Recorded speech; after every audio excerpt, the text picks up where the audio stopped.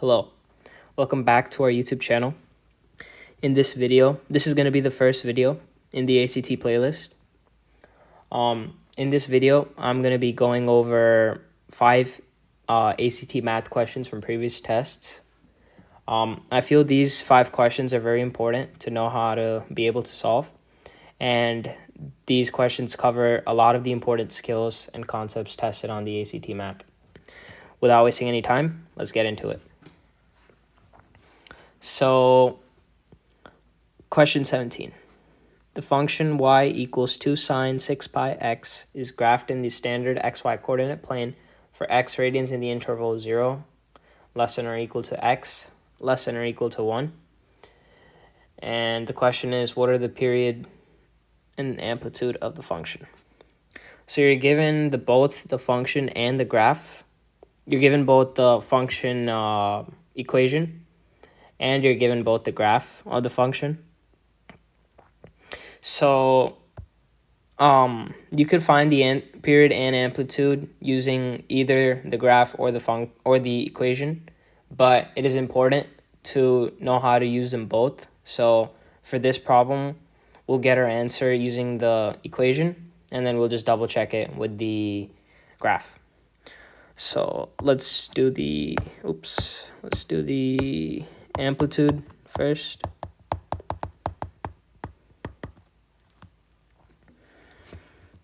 So for the amplitude for the equation, all you need to remember is that the amplitude is the number in front of the trig function. So in this case, it would be 2.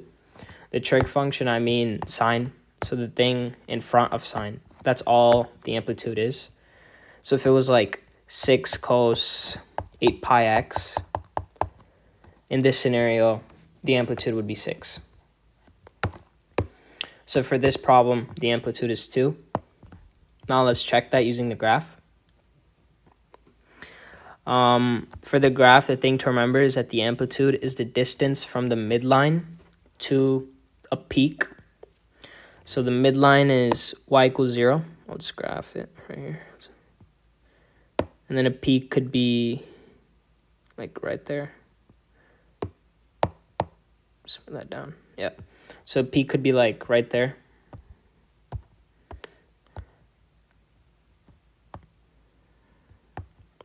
So this is 2 units. So this verifies that the amplitude is 2. Now, let's go on to the period. Oh, first, actually, let's use the process of elimination and get rid of answers that we know are wrong. So it can't be B and D because we just figured out that the amplitude is 2 and not 4. So it's either going to be A and C. Okay, now let's find the period. So to find the period using the equation, you need to remember this formula. B is just the thing next to x. So in this case, it's just 6 pi. So if you get the period,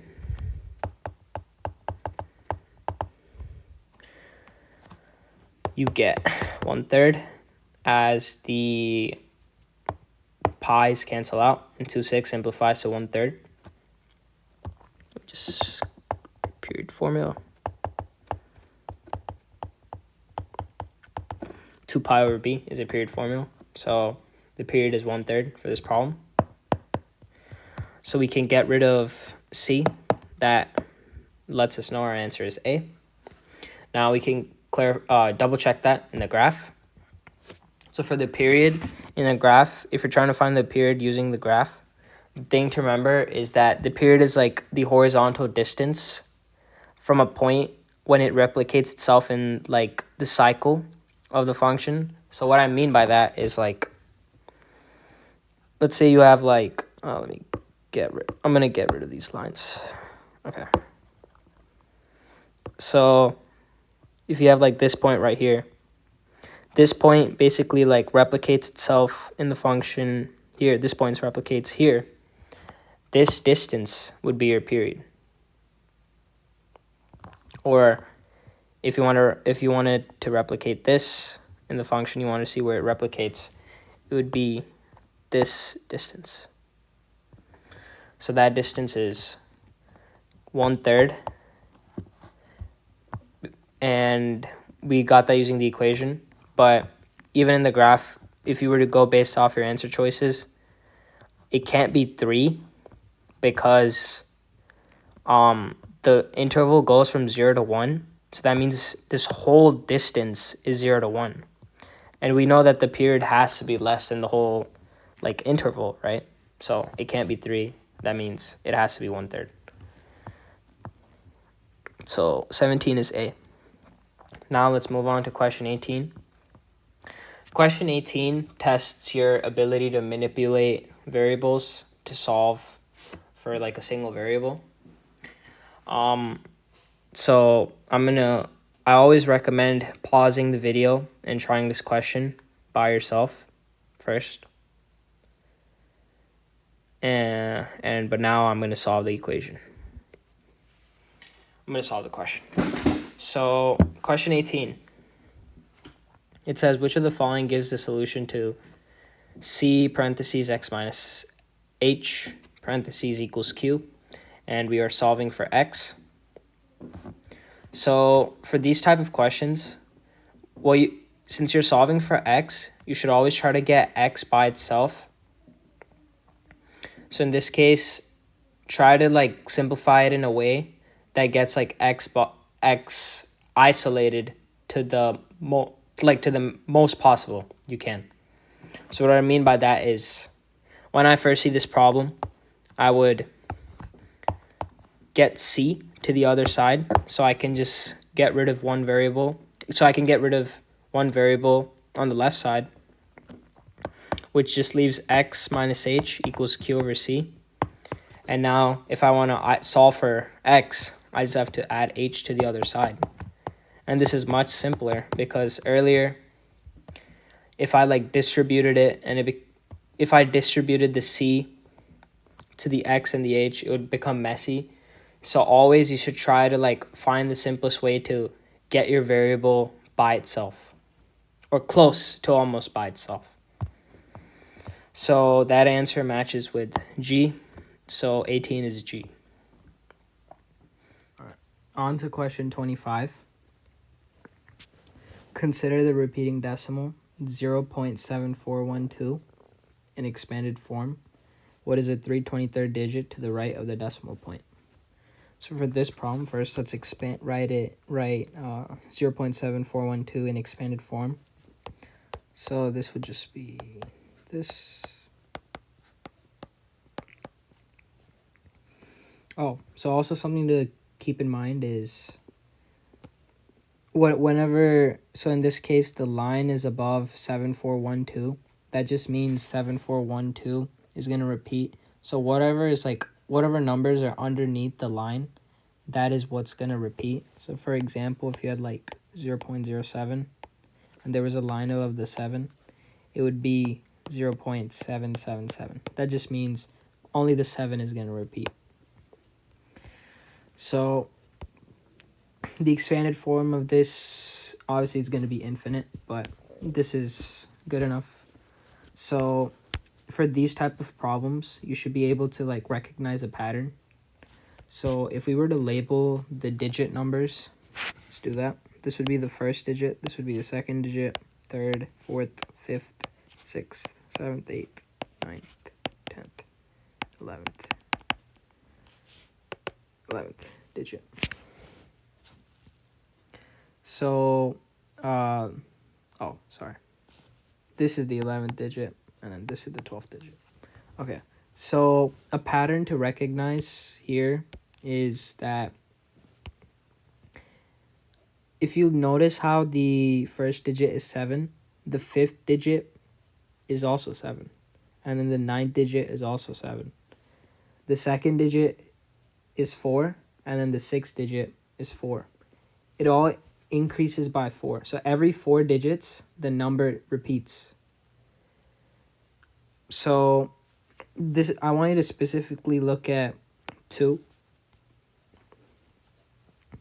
So the 4th digit is 2, the 8th digit is 2, and the 12th digit is also 2.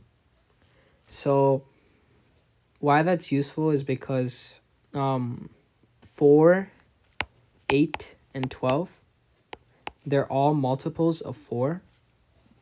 So this will help us because then we want, by recognizing this, we also know that it's going to continue like this. The 16 digit is going to be 4. Let's take another multiple. The 64th digit is going to be 4. Sorry, the 64th digit is going to be 2. The 16 digit is going to be 2.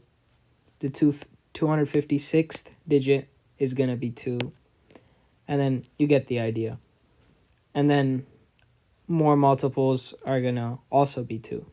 Multiples of 4 are also going to be 2. So this is easier because now instead of writing 7412 until we get to the 323rd digit, keeping that in mind, we can just find a multiple very close to 323, such as like multiple of 4 very close to 323, such as like 320. And since we know this 7412 repeats again and again, we can just think of like this as a 320th digit and then just go 3 to the right. 1, 2, 3. And this means our 323rd digit is going to be 1, right? Because we know that every 4th digit, it's 2. So that means at the 320th digit is going to be 2. And then this 7412 is going to repeat. And 3 digits to the right of 2, that's 1. So it is A. All right, on to question 46. This inverse question appears a lot of times on the ACT, so it's important to remember how to do this. So whenever you, this is the notation for inverse functions. So whenever you see this, just remember to switch the x with the y.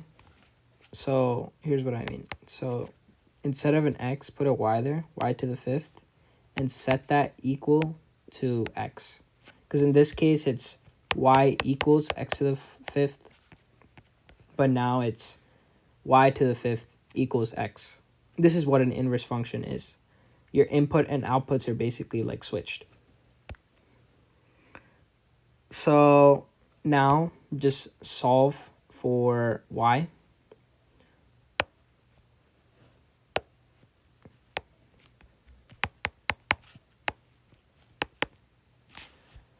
So, 1 second. So you're taking the 5th root of x, which is h. So, yeah, that's it for 46. And now let's move on to question 54, the last one. 54 says, what is the maximum possible value of x over y squared for x in the set 1, 1/2, 0, and y in the set 1/8, 1/4, 1/2. So for this question, you're trying to maximize the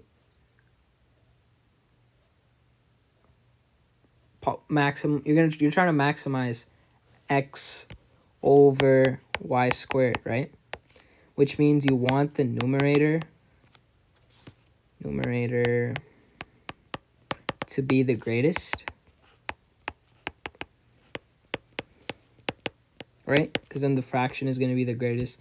Suppose I had like 10 over 2, but then if I made the numerator like 1,000 over 2, this is 5, and this is like 500. So obviously, increasing the numerator is going to, maximizing the numerator is going to ensure the biggest value of the biggest value.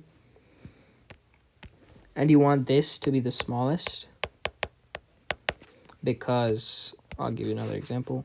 If you have like 500 over 100 versus 500 over 2, this is 5, but this is 250. This means a smaller denominator results in a bigger value.